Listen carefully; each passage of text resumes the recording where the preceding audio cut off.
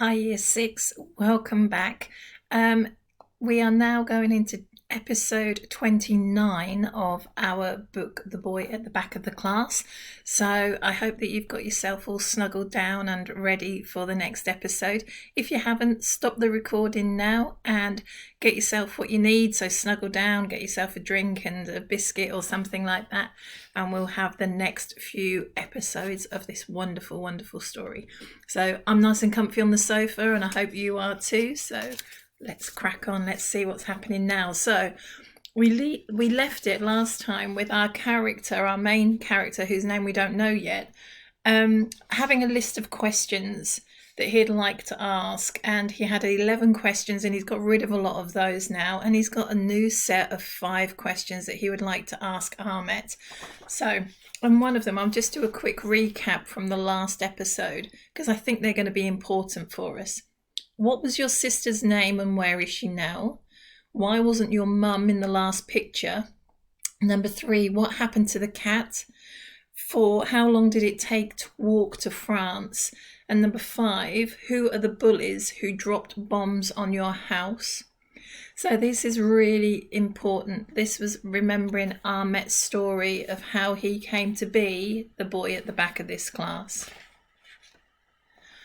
After I finished writing them out, I put the list in the front pocket of my rucksack.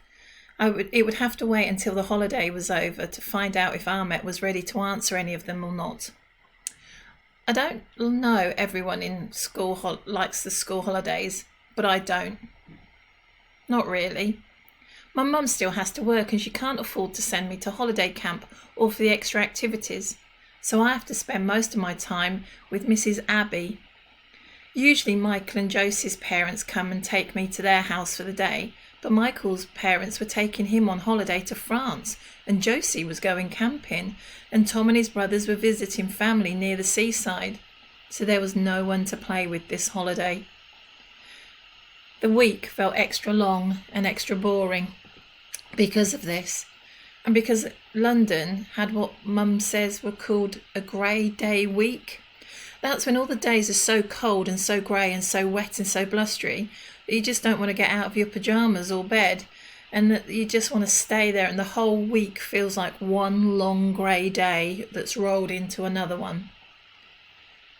But on the Sunday morning before school opened again, just as Mum was reading the papers and I was trying to decide what we should do for our Sunday adventure, the phone rang.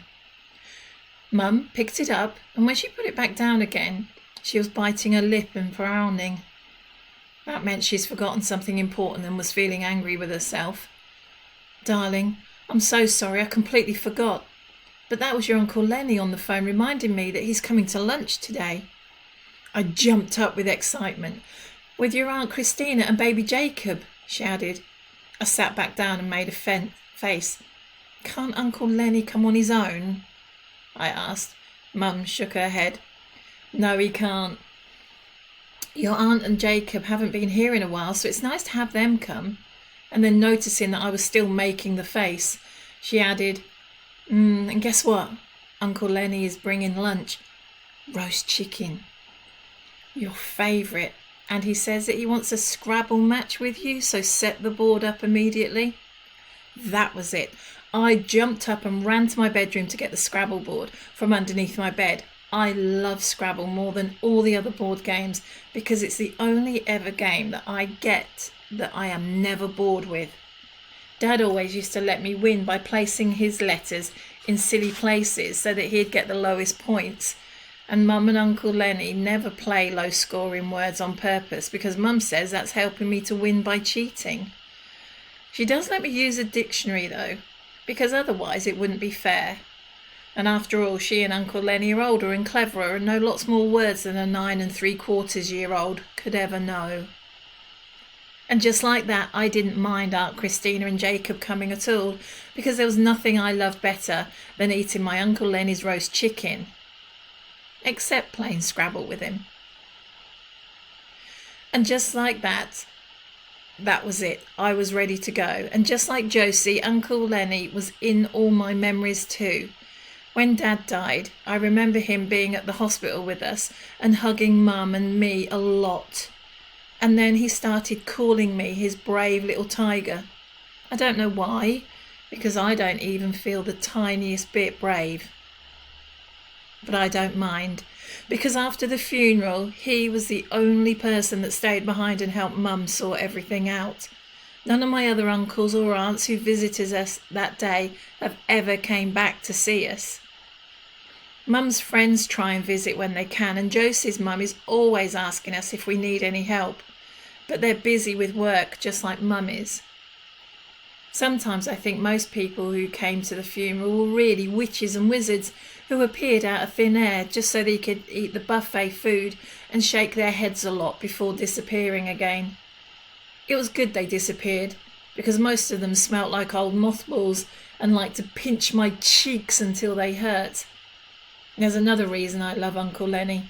He never, ever pinched my cheeks or smelt like mothballs. He smelt like warm bread most of the time and freshly baked cookies some of the time. Wow, I can't wait to meet this Uncle Lenny.